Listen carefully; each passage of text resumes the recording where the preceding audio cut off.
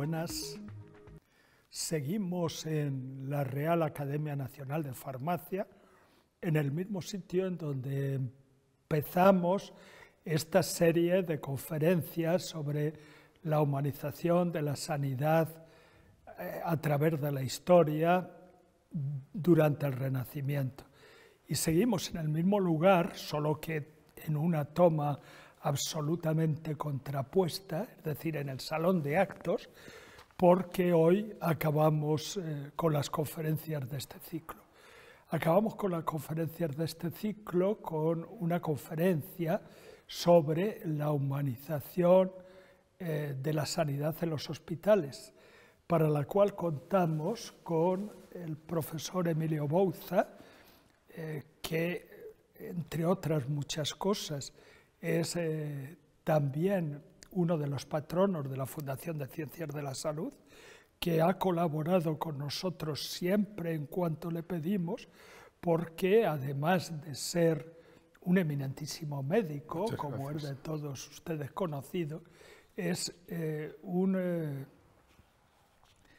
aficionado a la historia y sobre todo un compañero magnífico que cuando le pedimos ayuda siempre acude a lo que nosotros le pedimos.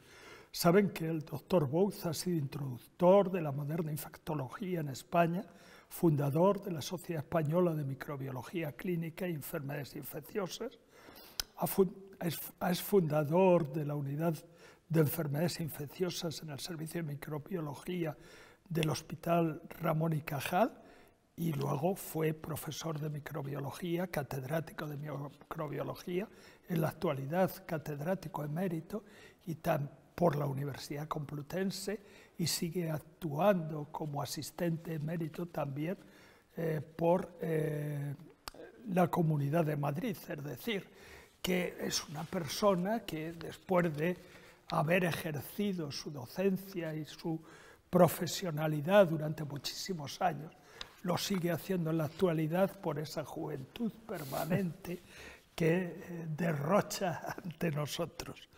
El Servicio de Microbiología y Enfermedades Infecciosas del Hospital Universitario Gregorio Marañón tiene más de 38 años de trayectoria y ha formado una parte muy importante de todos los médicos que ejercen en distintas áreas clínicas o de laboratorio en patología infecciosa en España y en Hispanoamérica. El Centro de Referencia para Visitantes Internacionales ha sido nominado Centro Observatorio de la SMIT bajo la dirección del profesor Bouza. Bajo su dirección se han hecho más de 60 tesis doctorales, ha escrito una cantidad de artículos que da un poco de vergüenza casi hasta mencionarlos, tanto como los congresos en los que ha participado, además de que ha sido medalla de Galicia, es medalla de Galicia, por su contribución a la introducción de la moderna infectología en España y el Smith Howard a toda una vida dedicada a la patología infecciosa. Aparte de esto, pues es uno de los científicos más citados en España, por lo cual el respeto intelectual a su figura no excede de los campos de la medicina y alcanza pues, a los de la ciencia en su totalidad.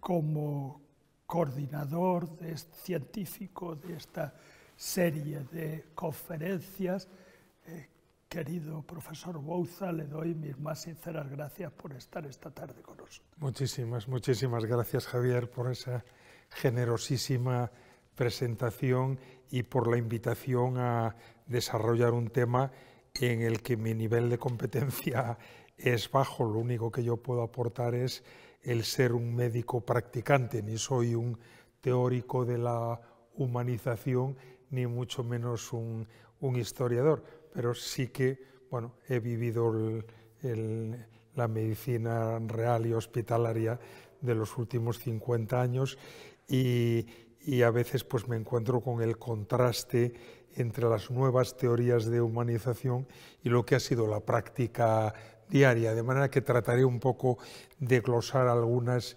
ideas que me han surgido después de tu pregunta, en lo que me pasaba aquello de un soneto me manda a hacer Violante. Así que vamos a ver qué podemos ver. Una de las cosas que me he preguntado es, primero, hay que humanizar porque hay algo deshumanizado. Entonces, ¿qué entendemos por deshumanización? Cuando hablamos de humanización en medicina, exactamente a qué nos referimos, porque no siempre está claro cuál ha sido la evolución histórica de la humanización en medicina, qué componentes tiene este concepto en la actualidad y cómo se practica en España. Y termino con una visión un poco de algunos problemas que, a mi juicio, están todavía sin solventar y sin solucionar en este aspecto. He tenido entre las fuentes a consultar opción de leer este libro de Juan Carlos Bermejo, Humanizar la asistencia sanitaria. Y cuando hablamos de deshumanización, ¿qué entendemos por ella?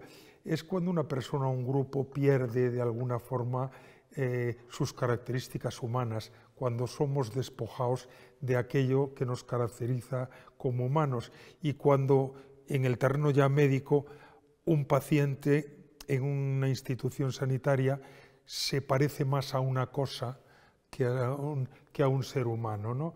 Las causas de la deshumanización en medicina son múltiples, las injusticias, el poder de los nuevos sistemas de salud, con la imposición de tiempos muy rápidos y mínimos para consultas, la propia eficiencia, es decir, yo estoy aquí para retirar un cálculo del uréter, eso es lo que le importa a mi paciente, de lo demás no me encargo, ¿no?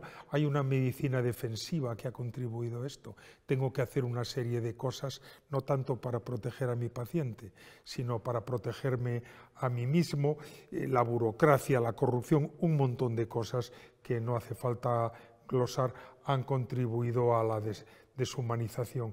¿Qué es humanización en medicina? Es dar a un individuo una respuesta individual y holística e integral de sus problemas, tratando de responder no solo a las necesidades normalmente físicas con las que viene a ver a un médico, sino también a sus problemas emocionales o sociales o espirituales.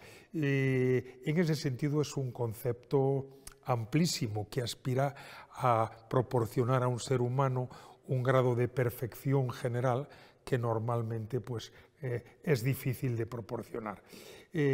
Bueno, no vamos a entrar en la etimología de la palabra humanizar.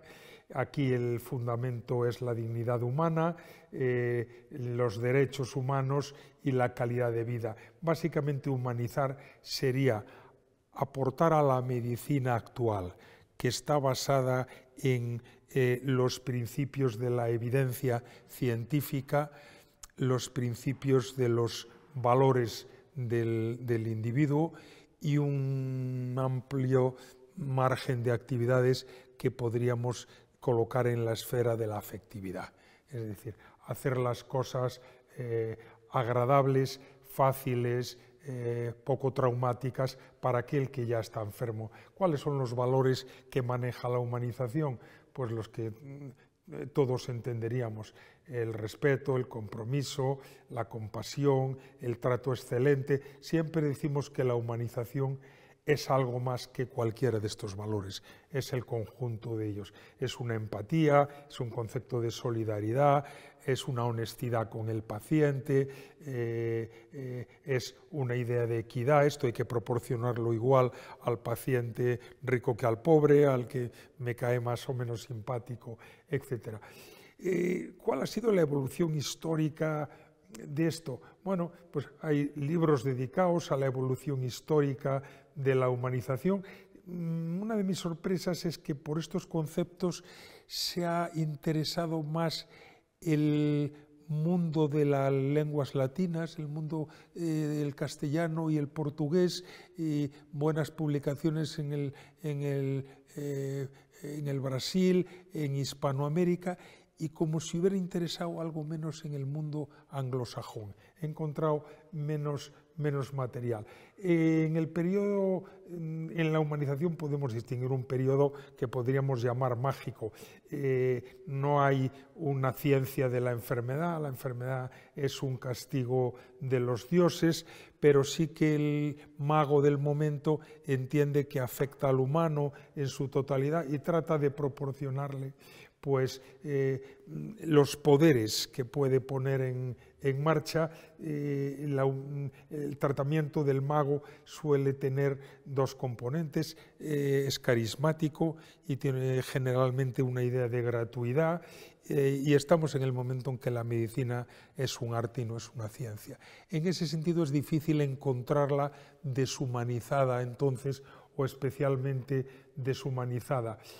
Es en Babilonia donde comienza a ser un poco expropiada de lo sobrenatural la medicina y un poco desacralizada, y el mago deja los casos incurables al médico, que es el que cuida del enfermo hasta el final. El término que en Egipto se aplica al médico es el de Sounu, es aquel que trata a los que sufren, el de los que están enfermos. En ese sentido, la medicina no se deshumaniza en ese momento porque no tiene otro sitio donde ir. La humanidad es todo lo que se puede aportar. En el periodo hipocrático, yo creo que al hecho filantrópico del amor al hombre se le suma un poco la filotecnia. Es el arte médico y la forma de ejercerlo ya forma parte de un conjunto, y las dos cosas tienen que hacerse bien. La medicina tiene que ser humana y hecha según arte y sobre unos principios éticos, y yo creo que alrededor de eso tenemos bien claro los principios que acepta el juramento hipocrático, que son una mezcla de ética y de técnica.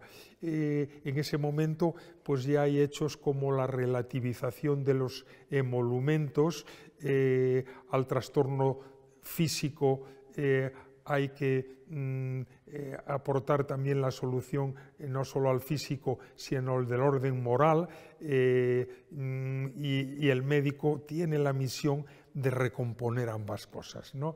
En la Edad Media yo creo que comienza ya o se desarrolla mucho más la desacralización del cuerpo. Nos encontramos en 1316 con la primera autopsia. Sé que en las charlas previas habéis hablado ampliamente de lo que significa el gran hito del desarrollo médico, Vesalio, la autopsia, la objetividad de los trastornos, etc. Ya los hechos terapéuticos a veces no están exentos de cierta crueldad que requiere frialdad, y en ese sentido ciertos logros técnicos de ese momento, y en un momento en el que lo humano tiene tanta importancia, se produce, yo creo, en lo médico los comienzos de una cierta deshumanización en el tratamiento de los pacientes. Yo creo que a eso se asocia como fenómeno deshumanizador las pandemias. ¿No? La pandemia ya me tengo que proteger por encima de todo, lo que te pase me trae sin cuidado, apártate de mí, y en ese sentido yo creo que el Renacimiento aporta un factor deshumanizador asociado a trastornos que ya se sabe que se pueden evitar aislando e ignorando las razones humanas de grandes grupos de pacientes, ¿no? Entramos en el periodo pragmático y economicista con la nacionalización de la asistencia.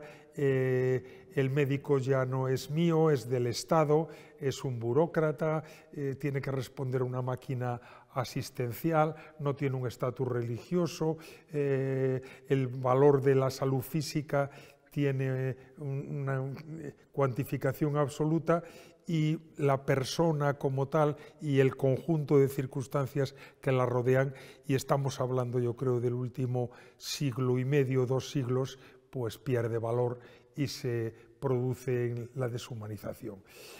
Cuando uno ve en esos periodos a quién ha correspondido más el impulso humanizador, yo diría que al cristianismo, ¿no? Realmente la asistencia cristiana al enfermo parte ya de los milagros de Cristo. Hay un cierto mensaje de que se ocupen de los pacientes para los primeros discípulos. En el Concilio de Nicea ya están contemplados los hospicios para peregrinos y enfermos, y aparece en el Renacimiento ya la primera red de hospitales, que bueno, pues es un esfuerzo humanizador de primera magnitud. En los benedictinos está muy claro que hay que hacer un esfuerzo humanizador que no debe estar exento de un esfuerzo de búsqueda científica de soluciones, la investigación en hierbas y en otros remedios, la hospitalidad por parte de las órdenes militares. O sea, hay ahí un esfuerzo humanizador. Tenemos órdenes muy especialmente dedicadas a los pacientes, San Camilo de Lelis, los Camilos, que todavía hoy tienen hospitales, incluidos hospitales en Madrid, y se dice el trabajador sanitario debe ser diligente, vigilante, competente, dispuesto y atento, de manera que esto nos lo encontramos también en la Orden de San Juan de Dios, que crea una nueva estructura hospitalaria, que crea el concepto de los departamentos, que crea la idea de tratar a los contagiosos en sitios distintos a donde están los no contagiosos, que ahora nos puede sorprender, que aporta la idea de que un enfermo tenga una cama única y no la compartan varios pacientes, incluida la psicoterapia y la terapia ocupacional. Avanzamos un poco más y en Francia San Vicente de Paul, el cuidado de los enfermos y la primera escuela para enfermeras profesionales y monjas de clausura que son liberadas para atender al bien superior de los pacientes. La deshumanización, como insistía antes, llega con la confianza en la tecnificación y en el hecho clínico pragmático. Y quizás ahí hay un ejemplo, a lo mejor maltratado por la historia, porque en lo personal dicen que era un excelente médico y que se ocupaba de sus pacientes, pero como teoría, el colmo de la deshumanización, en mi juicio, es el escudismo, ¿no? No me importa nada el tratamiento del enfermo, no me importa nada lo que le pase al enfermo, yo me ocupo exclusivamente del hecho diagnóstico. Y lo que quiero saber es lo que le pasa y, por tanto, dado que no tengo un buen tratamiento ni una buena solución, esto no es asunto mío. Quizás la historia ha maltratado a Escoda, entiendo que él personalmente no era así, pero el escodismo se ve como el ejemplo máximo en finales del XIX de la deshumanización. Y los esfuerzos humanizadores quizás hay que centrarlos más en el mundo de la enfermería. Y ahí tenemos a Florence Nightingale, que se preocupa de cuidar a los enfermos, de asearlos, de asistirlos en lo psicológico y en lo humano, y que refuerza realmente los servicios médicos británicos. Es una excelente enfermera, sin embargo hay que decir que nadie se opuso más a la ocupación de la primera plaza de médico por una mujer. Siendo ella una mujer, se enfrentó tremendamente a que hubiese mujeres médicos. Seguimos con Virginia Henderson, ya del siglo recientemente terminado, que crea los principios de la enfermería, que son 3 grandes principios, y que vemos que hay cosas que van mucho más allá del hecho médico, preocuparse cómo se viste y cómo se desviste un enfermo, cómo funciona su sueño y su descanso, cuáles son sus creencias y sus valores personales. todo esto, hay que decirlo, en carga hacia la profesión médica. Se ha ocupado más de ello la enfermería en el último siglo que nosotros. Esta señora decía que la enfermera es mucho más que la cuidadora directa de pacientes, su conciencia es su voz, etcétera, etcétera. En el siglo pasado, en la Orden de San Juan de Dios, en el comienzo de los 80, se empezó a dar carta de concepto a esta idea de la humanización. Se hace un código para la orden que realmente trasciende pronto a la orden y se extiende, una vez más, en una contribución del mundo religioso, se extiende como concepto en el mundo de la medicina. El paciente tiene que ser el centro, la persona es el centro, los cuidados físicos y técnicos son una parte del cuidado, pero nada más que esto. Y esa persona debe ser el centro por encima de la burocracia, de las superestructuras, de las conveniencias de los horarios del personal y de las conveniencias del sistema y de la dinámica de trabajo. Me da igual que sea muy necesario centrar las cosas a las 7 de la mañana, pero a las 7 de la mañana muchos enfermos están descansando. Adaptémonos a las necesidades del paciente y no a otra cosa. ¿Qué más? Hay en el mundo internacional, en el 2017, una preocupación de los médicos de atención primaria en los Estados Unidos para que las cosas se centren en el enfermo, y yo creo que como entendemos la humanización actual como una cosa conceptual, estructurada y desarrollada, estamos hablando de algo del presente siglo, más que de ninguna otra cosa. ¿Qué componentes tiene la humanización en este momento?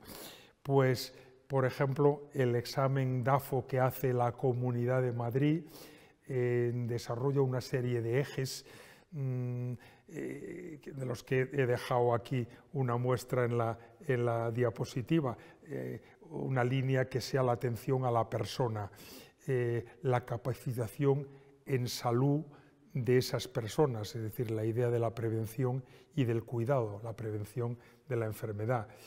Integrar en las decisiones de los hospitales la voz de los ciudadanos, de los pacientes y de las familias. Recurrir a procedimientos telemáticos y de telemedicina para facilitar el que un señor que le cuesta trabajo andar tenga que venir al hospital a recibir los resultados de su colesterol. Se le pueden dar por teléfono o mandar a su casa. En ese análisis se ve que la humanización parte por modificar los entornos, las infraestructuras.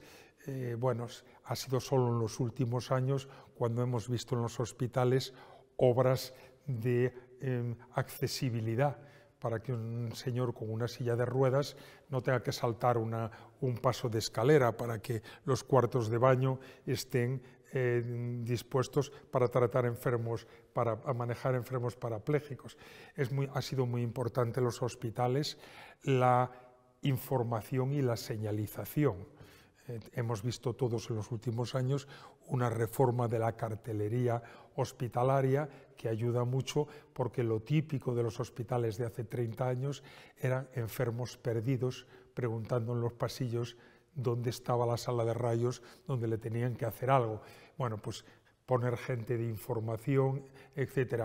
La mayor parte de las salas hospitalarias donde había camas no tenían un cuartito donde los enfermos que no estaban en la cama podían ir y tomar un café o hablar con sus familiares o estar sus familiares. Crear esos espacios ha sido importante.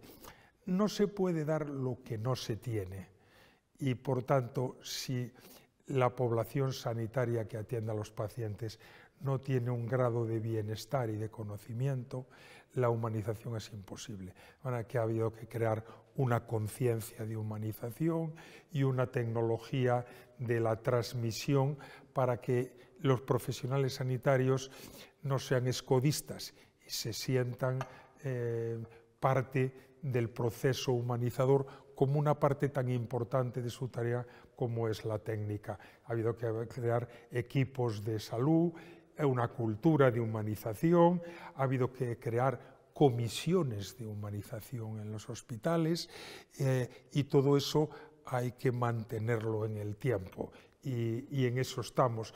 ¿Qué ha pasado con la humanización médica en España?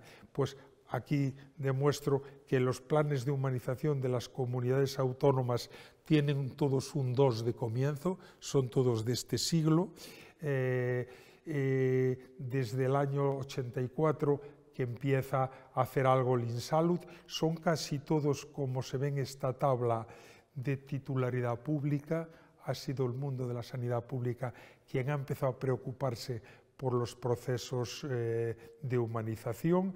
La Comunidad de Madrid tiene 2 planes, el último y más reciente es el que va del 22 al 25 y bueno, realmente no os voy a cansar con los datos de los análisis DAFO. Sí que tenía las líneas estratégicas de esos planes, he de decirlo, y de todas las que he leído, son, a mi juicio, tremendamente vagas e imprecisas. Casi todas son líneas muy teóricas. Cuando uno dice, bueno, ¿cuál es el libro de cocina de la humanización? ¿Esto cómo se hace en un hospital? ¿Cómo se hace a nivel práctico? No he encontrado grandes cosas que desciendan a ese detalle. O sea, hay muchas cosas de concepto, de principios, hay que preocuparse del paciente en su globalidad, que muchas veces al lector le pueden parecer, primero, muy repetitivas en los documentos que se hacen y un relato con frecuencia de obviedades. Yo en humanización echo de menos que haya un libro de qué se tiene que tener, esta estructura y esta y esta y esta. ¿Cómo se funciona de esta manera? ¿Cuáles son los indicadores? Eso en el medio de grandes esquemas como estos, ¿no?, en los que uno realmente no deduce en casi todos ellos nada prácticos. El plan de la Comunidad de Madrid, por ejemplo, el plan vigente, tiene 15 líneas estratégicas, 127 acciones diferentes, 33 objetivos, se aplica a hospitales, al SUMA, a los centros de salud, pero si uno tuviera con ese memorial que aplicarlo en un hospital, tendría que reinventárselo un poco, traduciendo esos principios generales en conceptos prácticos. Es una labor de equipo, ya lo hemos dicho. Una de las cosas que es importante hoy es que se le dé importancia al hecho. ¿Cómo se le da? Creando una comisión de humanización. Los hospitales y los grandes centros deben de tener, igual que tiene una comisión de infecciones y de ensayos clínicos y de otras muchas cosas, una comisión de gente que se reúne a hablar de eso. Esa comisión tiene muchas áreas, pero una de ellas es la de calidad percibida en la atención primaria. Hay una comisión de humanización en el SUMA y uno ve el número de personas que participan en la Comunidad de Madrid en estas estructuras y son 600 y pico personas. A veces uno piensa que dedicados los 600 al hecho directo de la humanización, a lo mejor podíamos adelantar algo más. Y lo digo porque dentro de esas muchas líneas estratégicas, una de las cosas que crea dudas es todo proceso hospitalario, no hospitalario como esto, que se precia, yo creo que debe de tener unos indicadores. ¿Qué medimos para comprobar que lo que hacemos está bien y que mejora? Bueno, los indicadores de humanización teóricamente son muchos, pero yo he de decir que no los encuentro todos tremendamente convincentes. Muchos de ellos son de sí o no. Compruebo si tu hospital tiene un servicio de atención al paciente. Sí, es positivo, de acuerdo. Compruebo si hay una comisión de humanización. Tendría que comprobar si la comisión se reúne y con cuánta periodicidad. Hay una carta de presentación y de recepción del paciente que ingresa en el hospital o no existe. Se distribuye a los pacientes, hay una señalización adecuada, cuando ingresa un niño se ingresa la madre con él, si no se ingresa se le proporcionan unos servicios próximos al hospital para que resida. Hay maestros en los hospitales para que el niño tenga una continuidad educativa. Hemos pensado en hospedaje para los familiares próximo al hospital. Hemos ampliado los horarios de visita, permitimos que entren personas a las UBIs a ver a sus pacientes.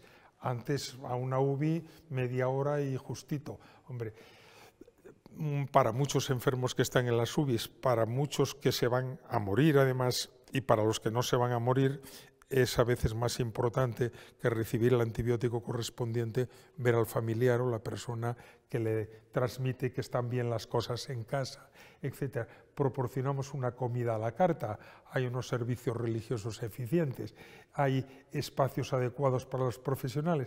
Estos podrían ser otros tantos ítems, pero no hay que yo haya podido encontrar un set de mínimos muy preciso de ítems que controlen la humanización en los hospitales.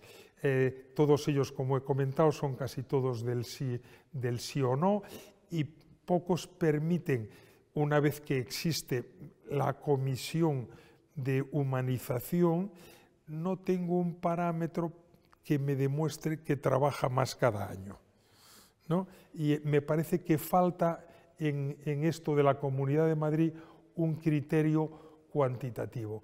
Y me parece que es pertinente, con lo último publicado, ver algunas cosas de lo poco numérico que he encontrado. Evolución de las reclamaciones en hospitales. En el año 2016, 48.000 reclamaciones, pero en el año 2019, 42.141. No hay aquí una evolución cuantitativa espectacular. Reclamaciones en atención primaria. Le pasa exactamente lo mismo. Sobre el trato personal, las quejas que hay ahí tienen los mismos porcentajes. Es decir, no tenemos, a mi juicio, estoy haciendo un juicio de valor y ya lo he dicho desde el plano del profesional práctico e ignorante científico de esta materia, no tenemos unos parámetros cuantitativos muy claros, ni los datos que tenemos con el plazo corto en el que todavía medimos, que demuestren un gran impacto del proceso de humanización en esto. No me constan grandes datos, por ejemplo, de algo que sería muy útil, que sería la encuesta al paciente. Nadie puede responder mejor de si el trato que ha recibido es satisfactorio o no que el enfermo.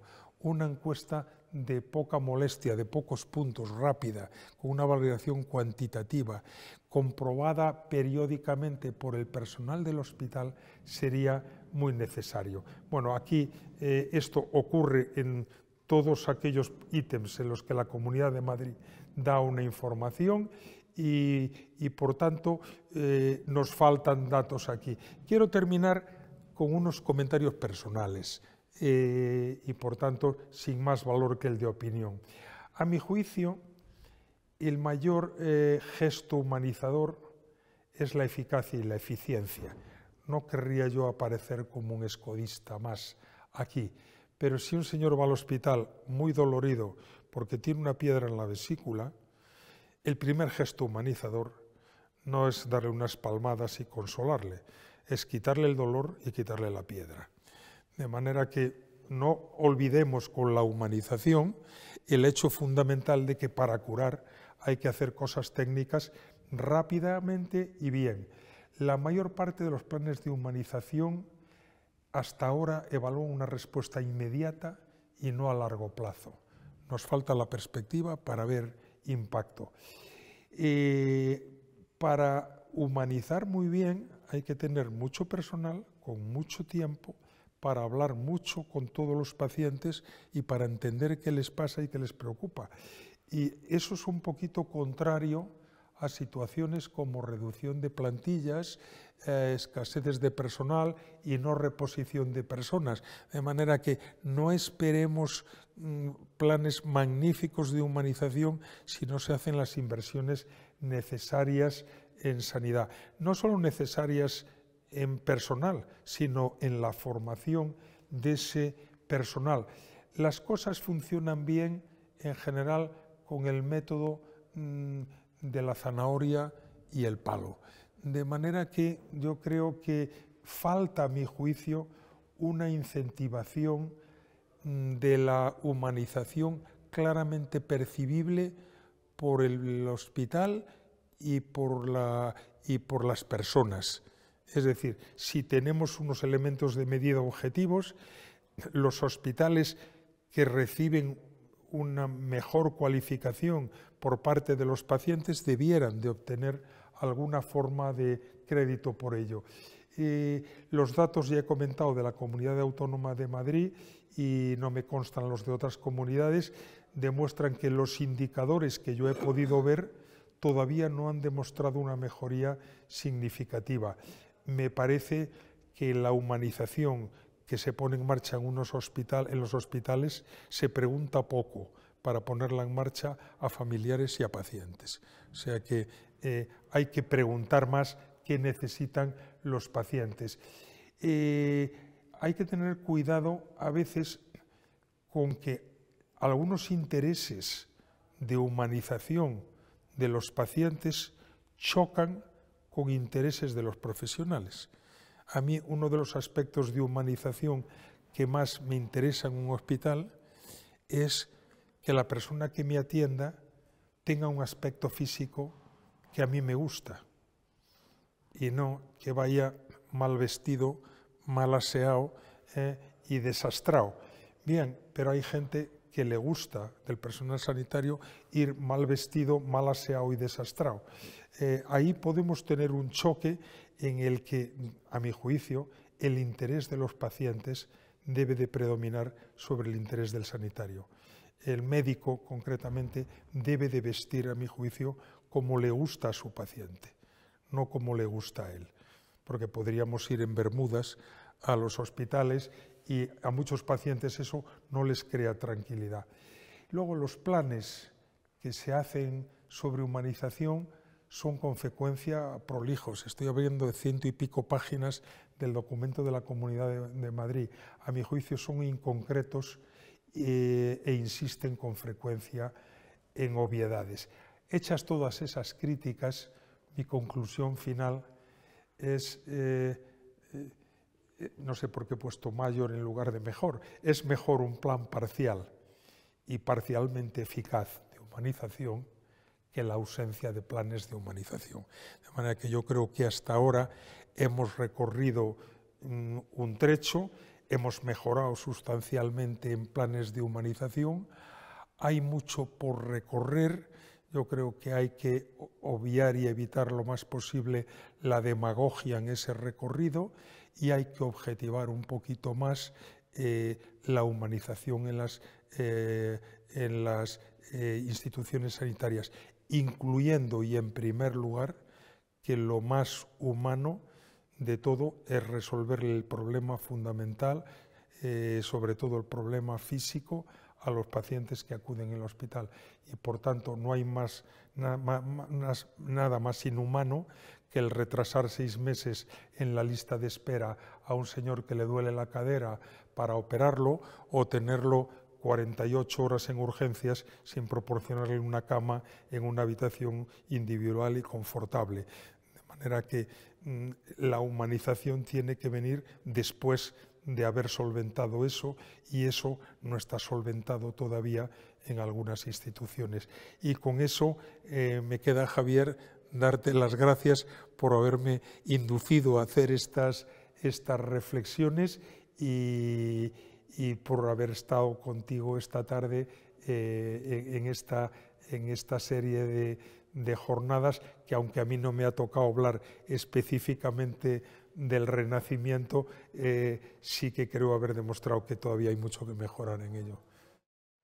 Pues muchas gracias, doctor Bouza. el problema que tenemos cuando invitamos al doctor Bouza es que te puede dinamitar todo el proyecto para 10 años, porque tienen ustedes que tener en cuenta que no está dentro del Renacimiento, sino que es un apartado referente al presente, y él ha resumido prácticamente lo que yo personalmente pienso sobre humanización. Ha dicho una cosa importantísima, que la primera cuestión para humanizar un hospital es curar. Y nos ha explicado cómo los hospitales medievales, renacentistas, incluso durante el siglo XIX, eran morideros. Era un lugar donde la gente iba a morir. En la actualidad, la gente va a un hospital esperanzado. Nos ha explicado, con un sentimiento crítico que explica por qué es un sentimiento, no un sentido crítico, que explica perfectamente porque es un gran intelectual y un gran investigador, cómo ve él las cosas desde dentro, desde la medicina en la actualidad. Los que lo vemos desde fuera admiramos su sentido crítico, pero pensamos que también hay que hacer entender dos cosas a la sociedad. La primera es que los seres humanos se mueren. La segunda es que los médicos no son dioses, son gente que ayuda a curar a las personas o que las ayuda a mejorar su condición de vida. Y la tercera es que habría que preguntarse cuántas quejas que se hacen de los hospitales son, en algunos casos, excesivas. En mi caso concreto, como paciente, yo tengo la mejor opinión de los hospitales españoles, por lo menos del hospital que a mí me ha tocado, de los médicos, de su trato tanto científico como de excelencia, como humano. Coincido absolutamente con el doctor Bouza en que hay que mejorar las urgencias, porque son lugares, pero en España en la actualidad a cualquier persona se le trata mejor que a un rey durante el Renacimiento. Sin duda. A cualquier persona de cualquier clase social, de cualquier creencia, de cualquier origen, de lo que sea, se le trata 10.000 veces mejor que a un personaje en el Renacimiento. Lo que intentamos explicar en esta evolución histórica es lo primero que ha dicho el doctor Bouza. Cómo es de complicado el que la medicina vaya avanzando hasta ser un paradigma certero que aplica una técnica adecuada para curar a gente. Y puestos ya en ese paradigma, como él ha explicado, prácticamente a finales del siglo XX ya pedimos otras cosas. Pero también tenemos que tener en cuenta las dos cosas que he mencionado, que todos nos morimos, que los médicos no son Dios ni quieren serlo, y que las sociedades a veces se maleducan, porque consideran que todas las cosas son derechos y que uno de los derechos fundamentales es la protesta. Con lo cual, pues en fin, es cuando estamos en el Renacimiento llegar a conclusiones que espero que ustedes lleguen después de cuando, si tenemos suerte y salud, lleguemos al siglo XX. En cualquier caso, pues como siempre, habrán visto ustedes que escuchar al doctor Bouza es un placer, que es una persona que se interesa con absoluta seriedad por todos los problemas que encara y que no es una persona en absoluto complaciente, ni consigo mismo ni con su profesión, lo que hace que sea una persona tan valiosa. Por lo tanto, yo ya acabo esta serie de conferencias sobre el Renacimiento, en primer lugar, dando gracias a todos los participantes en ellas, dándole las gracias hoy al doctor Bouza, dando las gracias a todos los que nos han acompañado en su totalidad o en parte, y diciéndoles que si todas las cosas son favorables, pues continuaremos en años sucesivos con este mismo ciclo. Muchas gracias a todos.